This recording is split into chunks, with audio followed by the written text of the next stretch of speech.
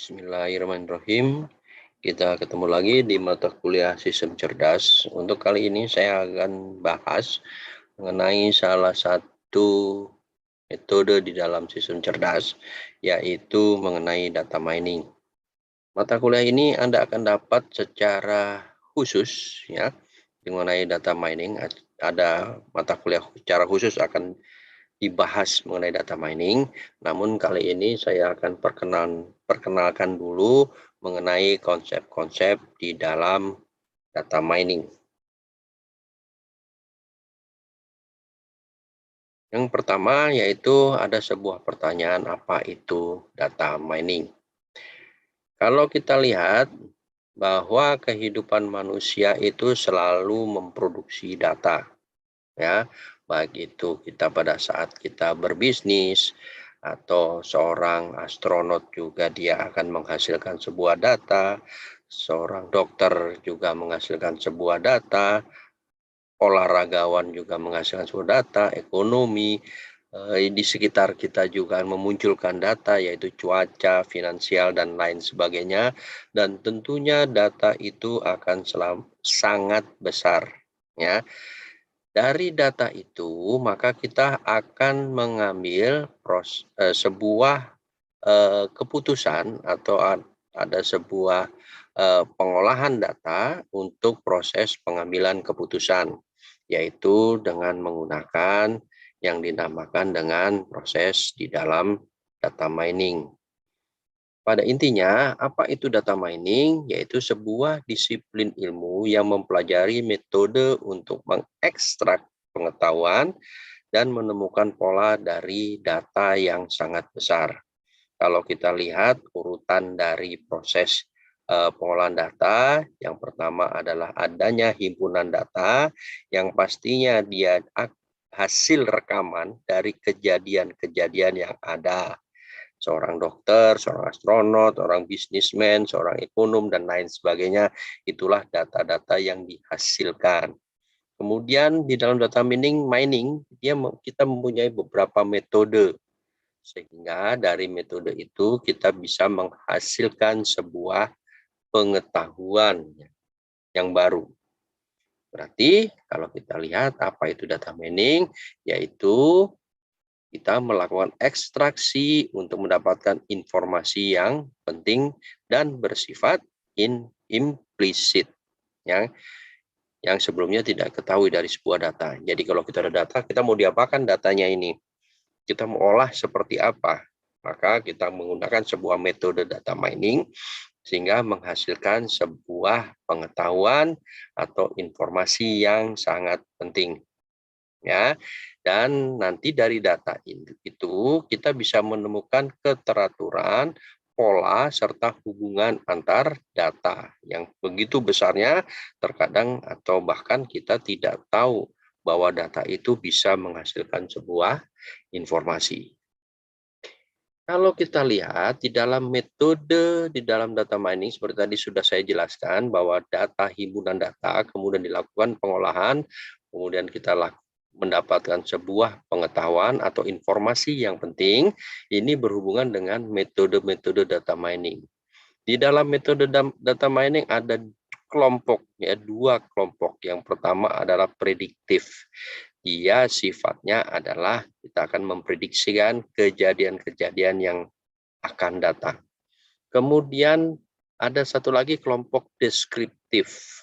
Dia menerangkan kejadian-kejadian yang saat ini terjadi. Untuk prediktif ada tiga buah metode, yaitu classification, time series analysis, kemudian regression. Sedangkan deskriptif, ya, dia menjelaskan isi datanya, ada tiga juga, yaitu clustering, ada lagi association rules, yang satu lagi adalah sequence discovery. Saya coba bahas satu persatu secara umum. Yang pertama adalah classification. Ya, di dalam metode ini kita akan membedakan kelas-kelas yang terjadi. Ya, algoritmanya sangat banyak.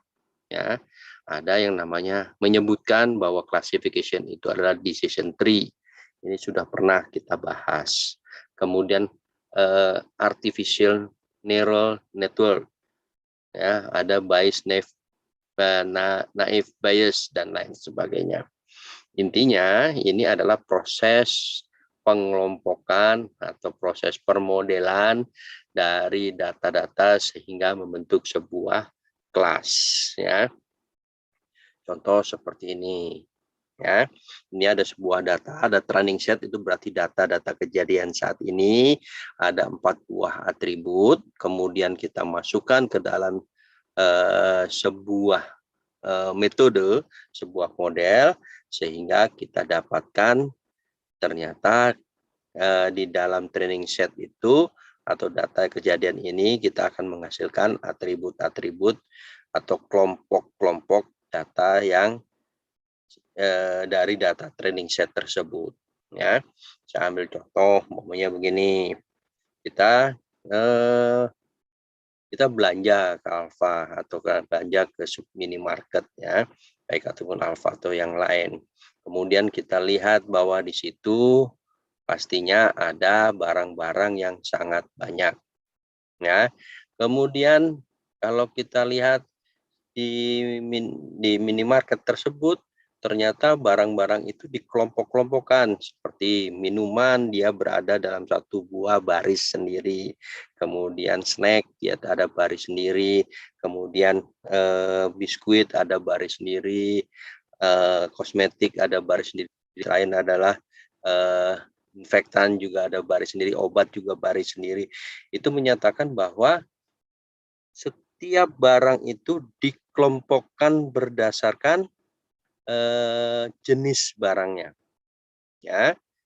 Kalau kita lihat apa sih bedanya snack sama biskuit, nah kan gitu, sama-sama makanan tapi ternyata di minimarket tersebut dipisahkan menjadi 2, snack sendiri dan biskuitnya sendiri.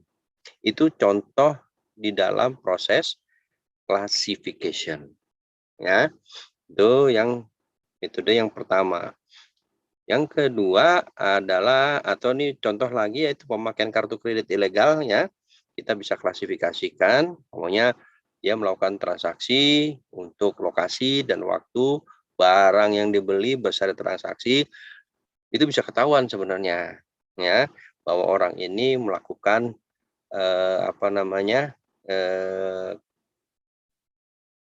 transaksi baik itu legal ataupun non legal, curang gitu, curang atau aman, dia bisa dideteksi. Contoh nih, kalau di analis kartu kredit itu pasti ada orang beli maunya biasa ditransaksi dia 500.000, suatu saat tahu-tahu jadi 10 juta, ini pastinya pihak bank itu mempertanyakan kondisi meskipun batas kredit kita diperbolehkan sampai dengan 10 juta. Tapi karena kita terbiasa 500.000, begitu kita transaksi 10 juta, pihak bank langsung mencurigai. Ya, biasanya seperti itu. Ini hanya sebagai contoh saja, tapi pada intinya tadi saya sudah contohkan barang-barang yang ada di minimarket. Kalau ini agak sulit ya kita contohkan.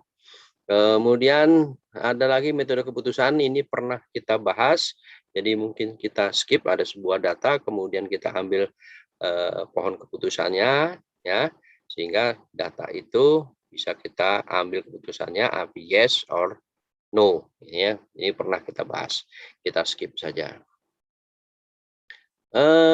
Kemudian prediktif yang kedua ada time series.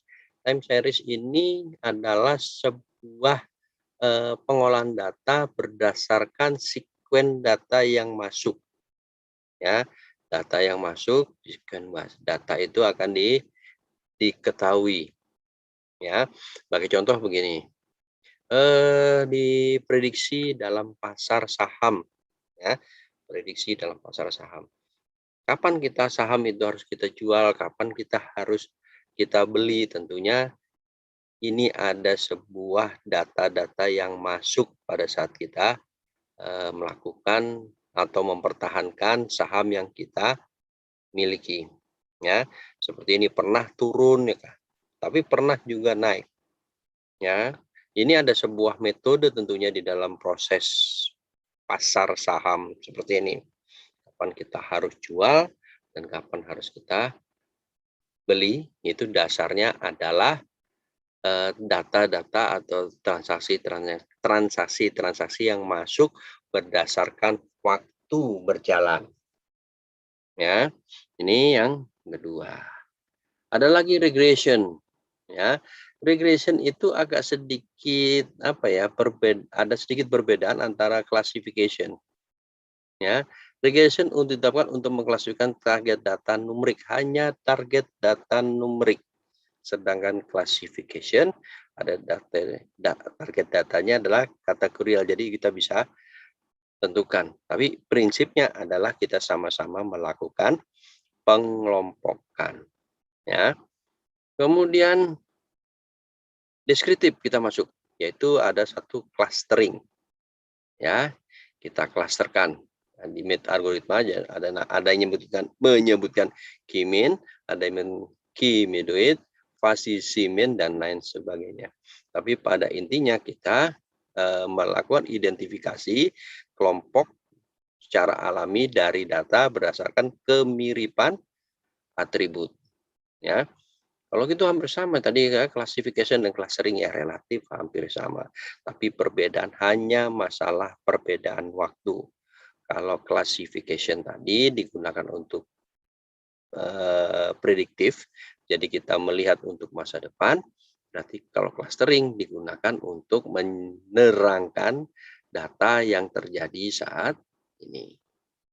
Ya, jadi kalau kita contohkan seperti ini, ada sebuah data populasi manusia, ada yang berusia muda dengan pendapatan rendah, kita kelompokkan sendiri, kemudian usianya menengah, pendapatan lebih tinggi kita kelompokkan sendiri, kemudian yang klaster ketiga lebih tua dan pendapatan relatif rendah kita kelompokkan sendiri. Sebenarnya ini kalau kita lihat bahwa classification ini atau clustering ini mirip dengan classification, cuman sekali lagi perbedaan terhadap data yang akan digunakan. Kalau clustering adalah kita bisa bilang adalah kita mendeskripsikan data saat ini, berarti kita adalah dari saat ini kita mundur ke belakang. Sedangkan kalau classification dari belakang sampai akan terhenti di data saat ini untuk memprediksikan data yang akan datang. Itu adalah classification, ya. Jadi perbedaan antara clustering dan classification cuman masalah waktunya, ya. Ini kita skip aja, kita masuk ke association rules, ya.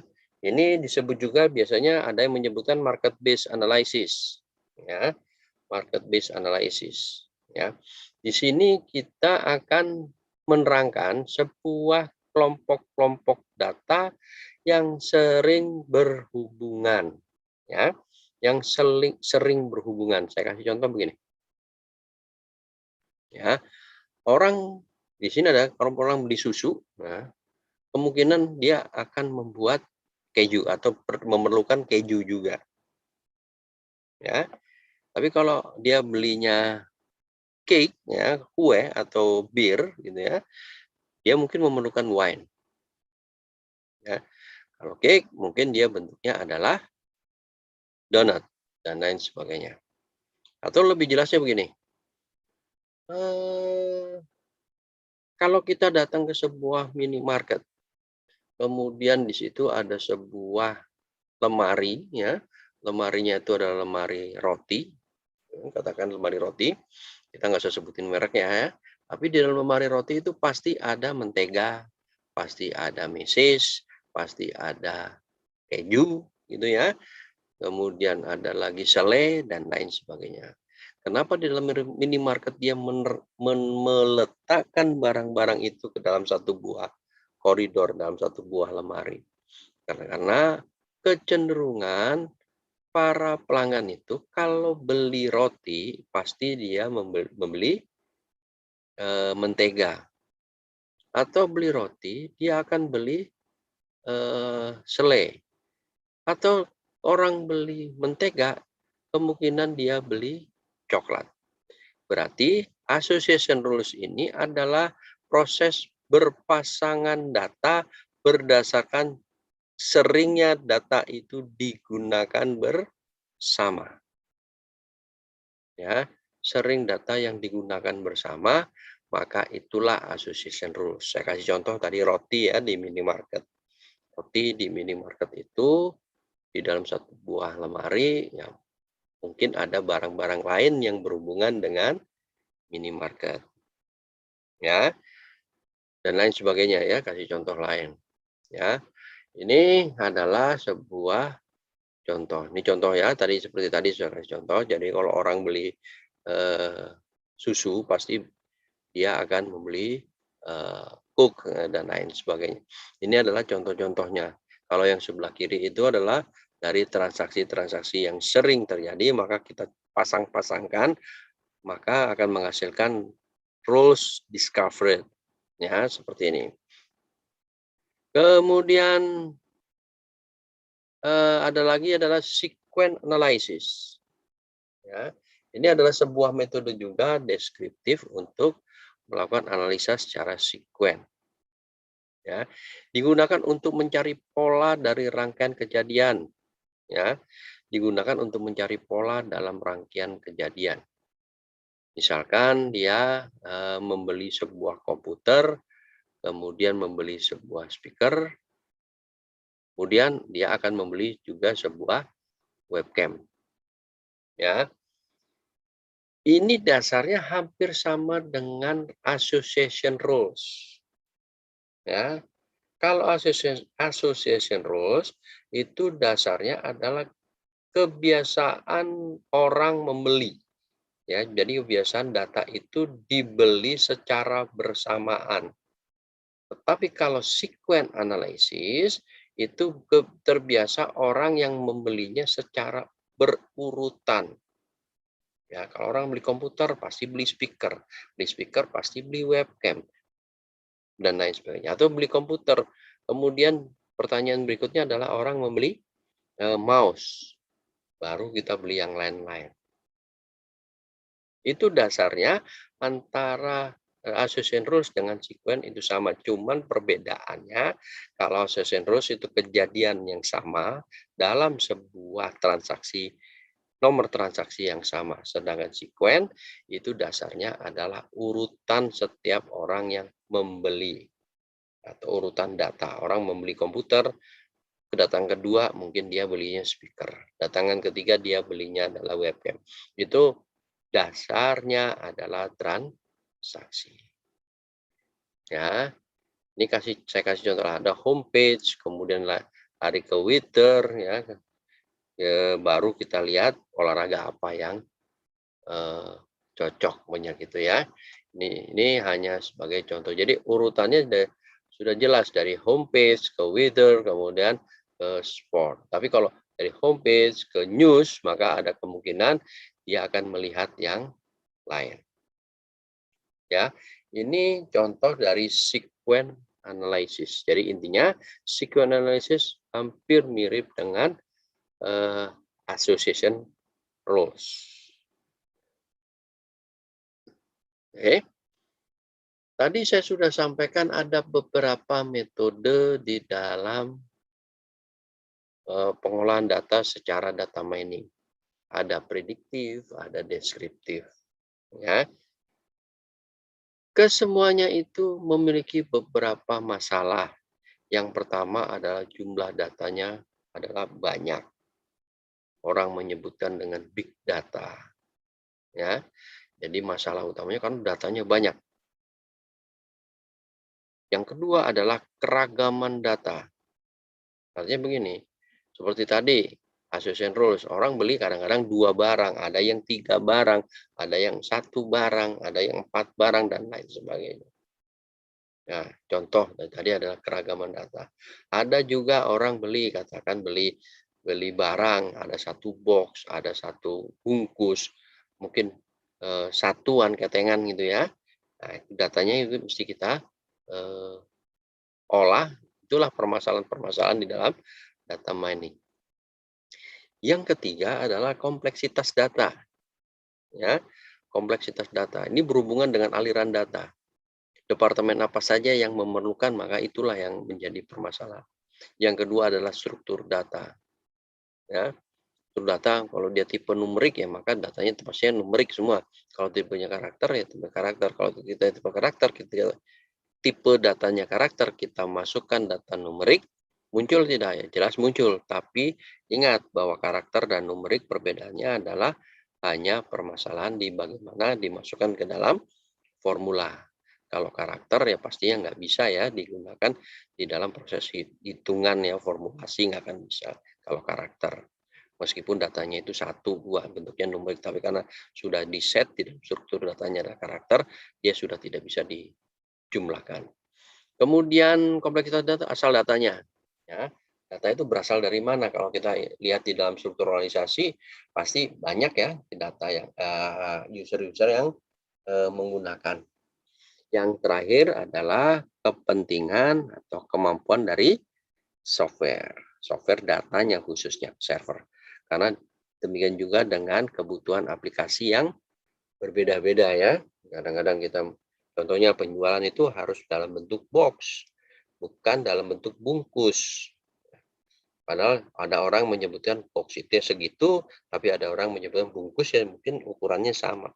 Itu hanya perbedaan dari